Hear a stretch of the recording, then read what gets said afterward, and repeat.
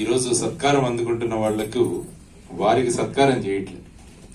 ఇది వాళ్ళ అమ్మా నాన్నల సత్కారం, వాళ్లకు చదువు చెప్పిన గురువులకు సత్కారం జరుగుతుందని నేను అనుకుంటాను.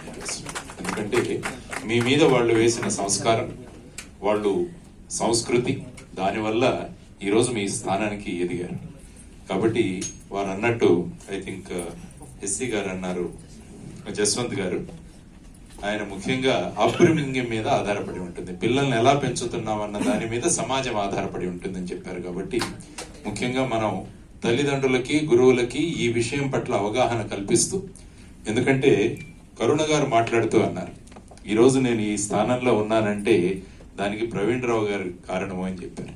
ఎందుకంటే ఆవిడ చెప్పిన ₹1 ఉదాహరణ చాలా చక్కగా ఉంది. అది 25 రూపాయలు వాళ్ళకి ఇవ్వాలంటే 24 అంటే ఒక్కొక్క రూపాయి ఆవిడ తెచ్చింది. ఎందుకంటే ఆ విధమైన గురువుల వద్ద వారు శిక్షణ పొందారు కాబట్టి వారు కూడా ఆ స్థాయికి ఎదగలిగారు. కాబట్టి అటువంటి సన్మాన గ్రహీతలైన మీరందరికీ కూడా అభినందనలు తెలియజేస్తూ, వేదిక మీద ఆసీనులైన పెద్దలందరికీ కూడా నమస్కారాలు.